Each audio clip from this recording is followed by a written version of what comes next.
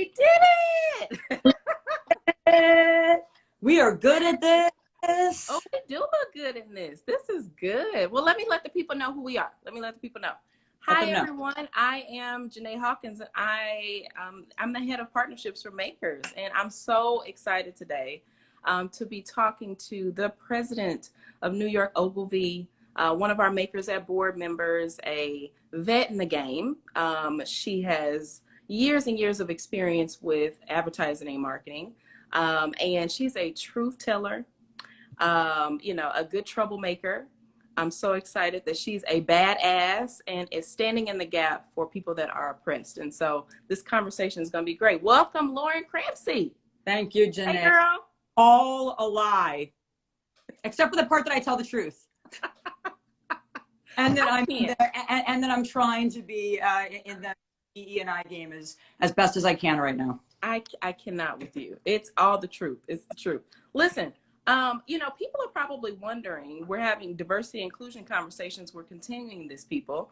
They're probably wondering, why are we having this conversation, right? You're in marketing and advertising. So let the people know your why and what happened in your career or personally to get you to a point of, being in the trenches with people of color. Why are you so much of an advocate for diversity and inclusion? Yeah. So look, I think, and the way I talk about this is not a social issue. It's not a moral issue. This isn't, being an idealist as a leader. It's a business imperative.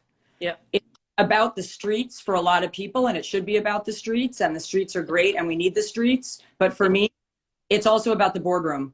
It's sure that every single client that I have, every single brand in the world, every single company understands, if you do not have your reckoning and you do not understand that a diverse workforce means or should make an inclusive environment, which should make and will make your business grow, you will cease to exist in a year or 2 years. And I say the same thing about Ogilvy, my own company. If we do not get this right, we will cease to exist as well. So it is absolutely a business imperative first and foremost for me.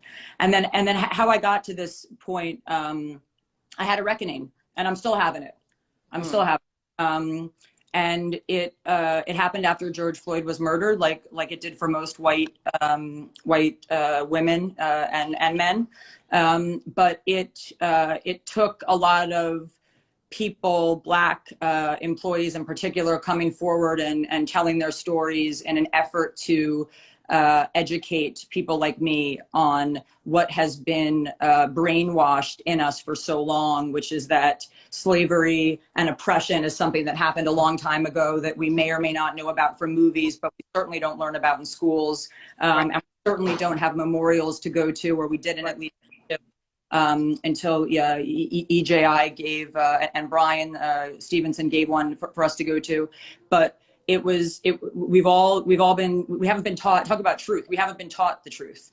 And that's really what did it for me. And then I've been on this journey ever since. And it's not easy, but it has to be done. And I certainly know that I cannot rely on my Black allies and colleagues to do this journey for me.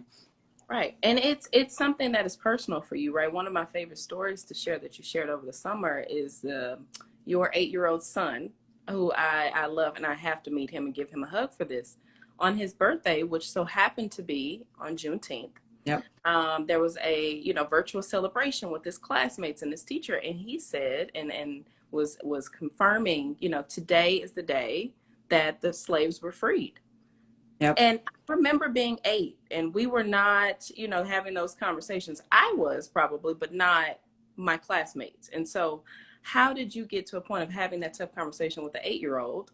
And then him, standing in that, right? And saying that on a Zoom call. That's pretty powerful. Yeah. I mean, he is, he's an amazing kid, as all moms feel about their kids. He's very sensitive. And I think when you're a young boy and you have sensitivity about you, it just leads to empathy, as a young boy, as he is. And he asked, because his birthday coincided, of course, with a lot of the protests. There was a protest in Bridgehampton, where I'm at right now, which I attended. And I was telling him about the protest, and then I explained to him the reality of things that he has not learned, and things that are left out of the history books, like slavery, like mass incarceration, and stories like Emmett Till and Breonna Taylor, and then, you know, unfortunately the latest with George Floyd. And I also told him the great thing about that is, you know, you might have your own mission, right, because you were born on Juneteenth, and he, you know, he thought it was cool, you know, and not in a you know, in a way that would, you know, diminish anything, in a way that gave him purpose in that moment, and it gave him purpose in that virtual celebration. Because celebration is, all the kids go around and they say something nice about the kid whose birthday it is. And Drake, my son, said, I don't want anyone to say anything nice about me. I want to talk about the slaves because they were freed today on my birthday. And what I told Jen at the time was, the teacher had a look of such fear when he said the word slave. And I saw it, and I wouldn't have seen it before, right? And I saw it, and it was just another moment that made me realize how real this blinding is, and how real this this pushing out and down the truth of what has happened to Black people in this country, to the fact that she didn't even say the word slave. My son said it, but right, she immediately reacted in a way where she did not know what to do with it. She did right, not know if it was okay to talk about it. She did not know if she should continue on what he started to say. She didn't know if she was going to get questions from other kids, and then how was she going to, wait, how am I going to talk about slavery? I mean, this is real. This whitewashing is real, and it's in our schools, and this is a public school, and it's in New York, you know, and we think about New York as being the melting pot. We think about New York as being this place of, you know, utopia and equality and equity, and we know that it's not, and we certainly know that it's not when a young white kid brings up slavery and a white teacher doesn't know what to do with the word. Right. And what happened after that? Because you said something to the teacher, right? I did, and I said, you know, I said it's okay. Let me tell the students what Juneteenth is. And I told the students, and you know, there were some questions, but you know, at this point, you're 15 minutes into the daily Zoom, and half the kids are, you know, outside, like playing in traffic or doing whatever our kids were doing by June. But I wrote her a note afterwards, and I just said, you know, I hope that was okay that I did that, and I also hope that you and Ronnie, who's the principal, understand that, you know, it's okay to talk about this. In fact, it's your duty to talk about this, because this is about a moment in time. This is about a moment that will propel society forward, propel education forward, propel our children forward. Because, you know, we as a country have done so many things wrong, even throughout, you know, the pandemic. Right. Medical pandemic, we can't get this wrong. So it's again, it's just continuing every day. It's another step, you know, in the right direction or off course, because that's the other reality of this journey. It's not a sprint, and it's not competitive, and it's not about how do I just get through September, because then people will stop talking about it. It's how do I get through every single day, moving from, you know, allyship to accomplishship. And it's not, you don't always get everything right as a white woman. That's a great segue, and I want to thank you for that, because you know, you and I have had this conversation, and I get so ticked off when I see all of these leaders donating to historically Black colleges and universities and Black banks and the Black community, and having all these statements about what they're going to do for people of color, and particularly over the summer, Black lives. But the action really starts at home, and so you doing that with your son is really powerful, right? Because he is going to be a leader one day, and his actions that he learned at home from you and his parents is really paramount in how the world is going to change. So thank you. And I tell you this all the time. Thank you. Those actions, you know, they're very expressive and characteristics of somebody, to your point, who's an accomplice right? And a sponsor. And when I say sponsor, I mean someone who is in highly guarded and exclusive rooms making an impact and making decisions on behalf of people who are oppressed or marginalized. And you've done that. And so I want to talk a little bit about the impact and work you're doing with the Oregon Justice Resource Fund, who, you know, are making waves in the oppressed communities and marginalized communities for legal representation when they wouldn't have otherwise had them, right, in civil rights.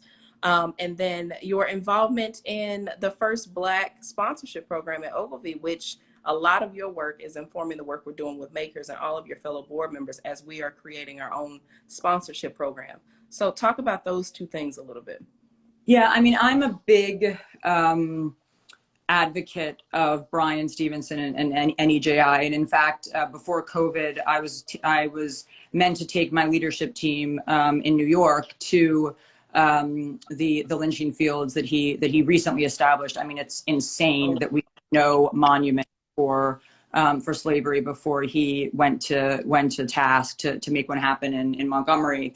So we were going to visit the initiative and then to the center, and it turned out COVID happened and we couldn't go.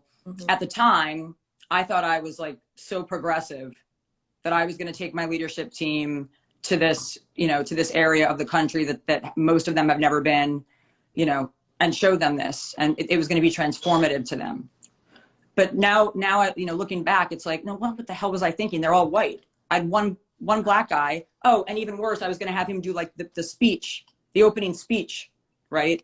So you look back on these things and you realize how stupid you were at the time, and how much tokenism exists not only in people, but in process and in experience, right? So the idea of tokenism, it isn't just limited to, you know, a seat, right? Like, it isn't just like, you know, limited to making sure that like this seat is filled with the right person. Right. It's also about, you could have tokenism and experiences. Oh, if I take my team, you know, to experience the Equal Justice Initiative, then they'll all gonna get it, you know, and no, it has to be constant. The experiences have to be constant, and they have to be inside and outside of work. And right. The Oregon Resource Center, Justice Center, is a recent organization that I took some hours. We get part of the actions that we did as a company was give our employees 24 hours of community service. This is recent, yeah. Free, you know, obviously paid community service. Ideally, working with you know, organizations that help the oppressed, and specifically Black and Indigenous people. Okay. And I said to myself, if I don't take these hours for myself now and model the behavior that I not only want our employees to have, but expect them to have, right, then they'll never think that it's real, right? Because organizations can't pop out of a cake and say one day, oh, guess what, guys, we care about the community. Right. When they hadn't been saying that for the, you know, 100 years that they've been in existence. So I knew that I had to give my people permission to do it. And yeah, it was right after the protests in Portland. And, you know, frankly, to be candid with this group of 30 eyes, if there was more, I probably would feel like I couldn't be as candid. We have worked with the Customs Border Patrol before as a company, and knowing that it was those individuals who in some way were part of those protests and of attacking the people in those protests, it was my way of just taking a beat, taking a day, shutting down, and helping the Wall of Moms and helping the minorities in Portland who are dealing with, you know, what all minorities have dealt with since, you know, the 19th century: mass incarceration, oppression, bad health care, low-income housing, et cetera, et cetera, et cetera. So it was a bit of a silent protest. It was a bit of a modeling behavior for my people, but it was a great way to remind myself that I'm in this for the business, yes, but I'm also in this because it became personal to me. Right. And I do believe as leaders, we will never get there. We will never be able to truly engage in the way that we need to unless it becomes personal. And like I said, you know, before, it doesn't mean you're going to get it right every time. I shared with Janae 2 days ago that I just announced that I hired 2 white men to be my creative partners in New York.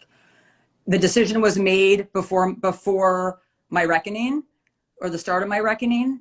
I do not believe in taking offers away from people, but suffice to say, I sat, and Janae knows this because she's the one I call in these moments. I sat in great pain over the fact that I was going to disappoint the people that I am trying to advance. Yeah.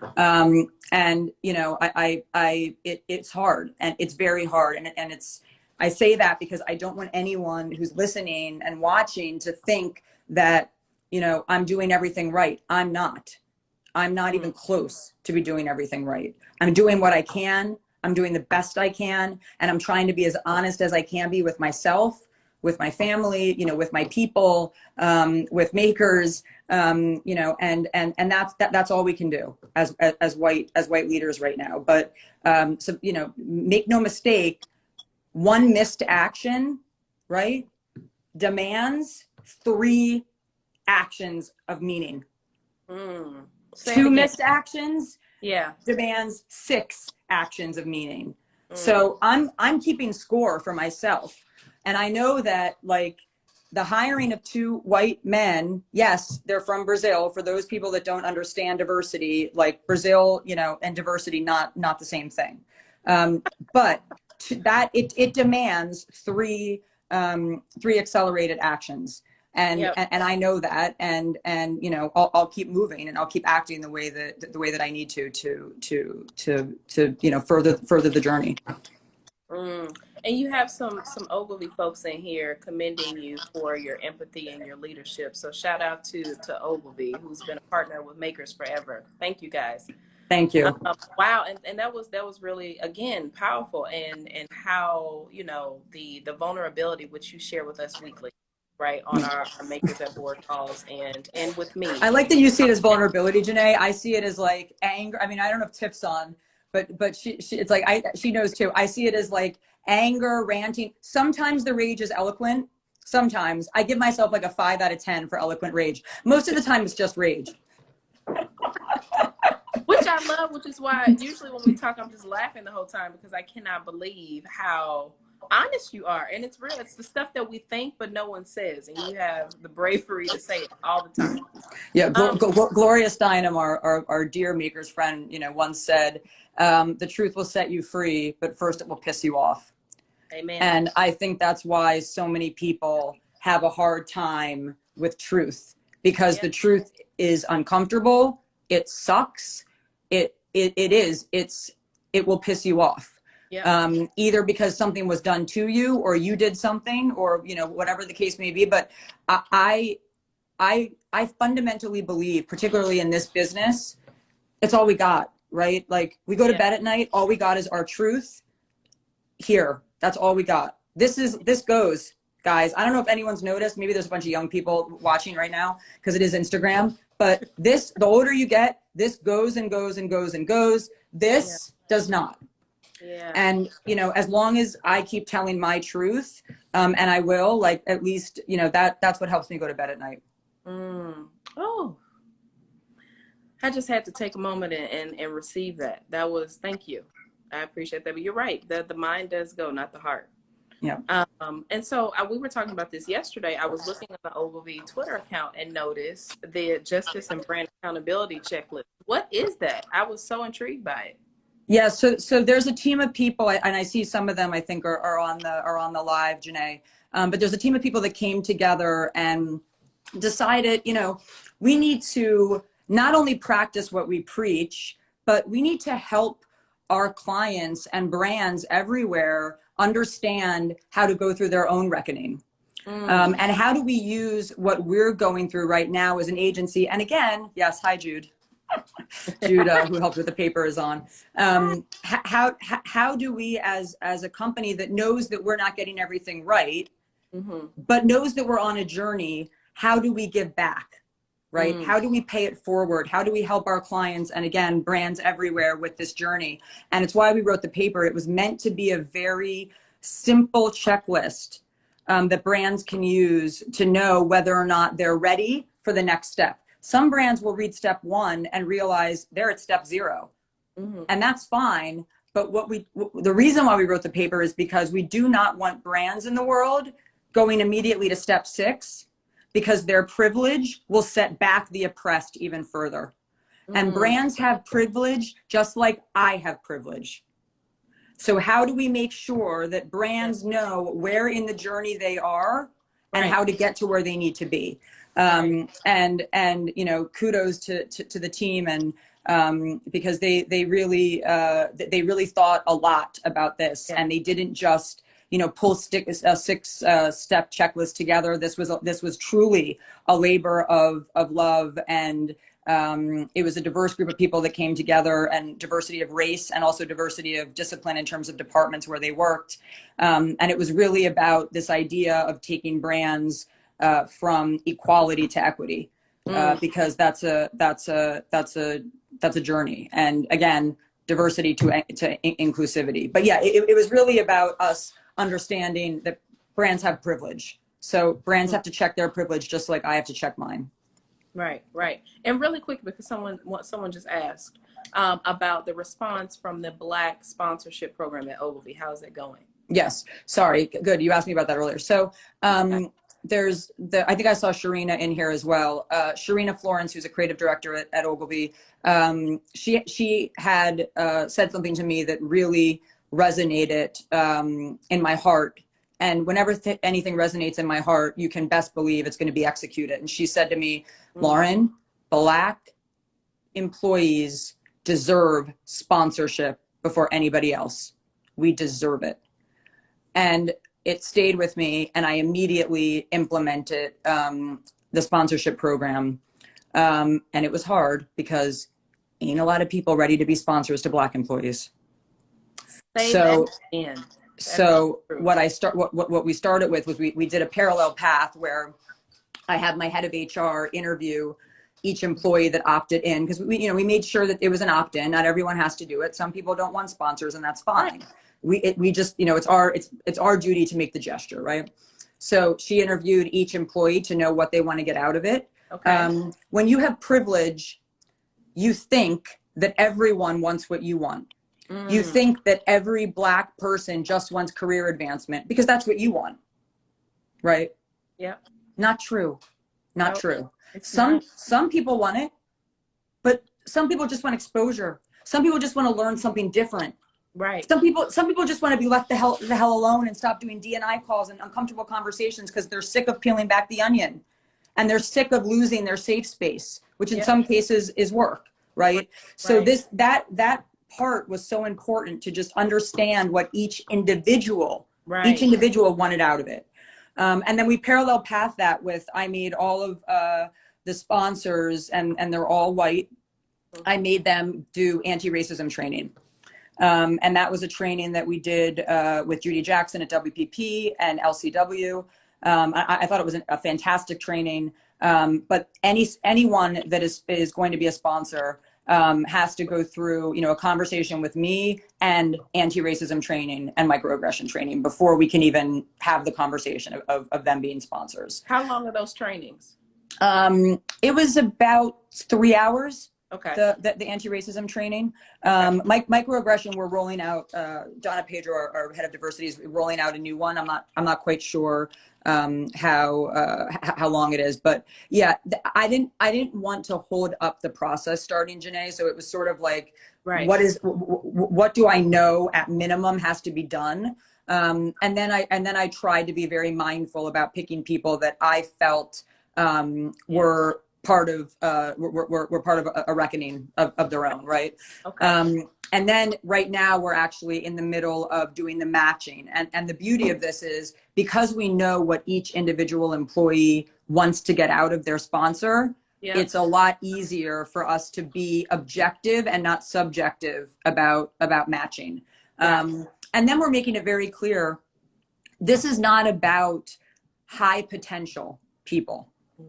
And I say that because it is about every single Black employee that we have right now in the company. Because we have so few, is high potential and needs an accelerated path to the top, right, or to wherever they want to be. right. And this idea of high potential, again, it's meant to whitewash organizations Right. into promoting the wrong people. Because by Yeah. virtue of being white and a man, you're automatically high potential. Then after Me Too, if you're a white woman, you're automatically high potential. And not just that, you have about 55 programs just for you, because Right. you may or may not have been touched or spoken to inappropriately or whatever, right? And I'm not trying to diminish that, because that's a very serious thing. But my point is, we never took Black and brown women and men along with us through all this, through all of Me Too. And that's why they never ended up in any high potential programs, right? Because it's not about high potential. It's about Black employees right now have the highest potential to make us continue to exist as a business, full stop. So what are we doing for them? We're giving them sponsors. We're, giving them, we're making sure their voices are heard. We're giving them more people that look like them at all layers of the company. And that's what it's all about right now for me. People are loving this. So, lastly, because if you can believe it or not, we're almost 30 minutes in. That's crazy. I knew it would love go this. quick. I could talk to you forever. I know, but we always say this, we always say that we should just rent a cabin somewhere for 5 days, get it all out of our system, and then we'll be able to do this easier. Yeah, our Makers at Board will at some point next year when the world opens back up, when we have our retreat. So what do you ultimately want to convey to the world and people to know about your work? That's one. And then two, what is your hope for the future of marketing and advertising? Yeah. So I want any and every client, CEO, leader listening or tweeting or reading or anything to understand that this is not about a sustainability initiative. This is not about a social initiative. It is a business imperative. If you do not get this right and you do not understand that you have a 90% chance right now of cultivating a workforce of privilege, which will continue to oppress the oppressed, your business will cease to exist. Wow. And the statistics are there. Call your head of research, call your head of analyst relations, call your head of investor relations that works directly with your board and your shareholders. Look at the changing face of the consumer. Look at the fact that the consumer will be majority Black and Hispanic by 2040. Go to code2040.org. Your consumer is going to look completely different from you very soon. If you do not have people in your stores, in your boardroom, at your table that don't reflect that consumer, you might as well pack up and go home now. Oh, preach, Lord. So that's what I want, from a work perspective, that's what I want leaders to know. From a personal perspective, I believe, every man and woman on this earth has a calling. Yeah. And I'm not a religious person by any means, but I believe in spiritual meaning and I believe in purpose. Yeah. I do not know yet if this is my calling. It's too soon to tell, and I am not that egotistical, and I know my privilege. So I will not say that this is my calling because I do not know. But from where I sit right now today at 12:30, Eastern time, it's my calling right now. And I'm going to keep doing it as best as I can until someone tells me to stop. Wow. I love you. You know that. I love you. All of these conversations that we have on live board calls or just you and I'm always more full and learn so much from you. And I'll say it again, your vulnerability and your empathy and your leadership. And thank you. This was great. People are loving this conversation. They're saying you're preaching, speak. Amy Lane is in here and she has bad connection, but she's in the comments. I'm very reachable for anyone that wants to talk more about this. And look, I think this is tough stuff. Yeah. Any Black or brown woman or man on in this right now knows it. Yeah. It's tough. But the first step. So much sweeter to have people like you that do not look like us and helping carry this load. It really does. Yeah, no, and that's what I'm here to do. And, you know, Tiff, another thing that always stuck with me, Tiff Warren once said to me, like, it's not always about getting in the driver's seat. Sometimes it's about getting the fuck out of the way. Yeah. And let the people that have started this work a long time ago, do it, and finally have it be heard and recognized. And I think that's the other thing to say, and we didn't talk about this, Janae, but I'll say it anyway. Like, know that there are people that have been doing this a long time. They have been fighting every Black people, not white people, Black people, every single day in our business, in our industry, in advertising and marketing to further this agenda. And it's not easy to be that person and have a white person stand up and everyone hoot and holler because, you know, oh, the white person finally got it. Yeah. Like, that is tough shit. I would not be here if it wasn't for people like Tiffany Warren and Janae. So know that before you try to start something new at your company, that's like a new fund or a new, recognizing diversity or interns, let's work with colleges, let's get interns in here. Like, know that you have people around you that are already doing this work, have been doing this work, and now they just need us to get out of the way and stand behind them and push them forward. Right. And that's another thing that everyone needs to be mindful of. Sorry.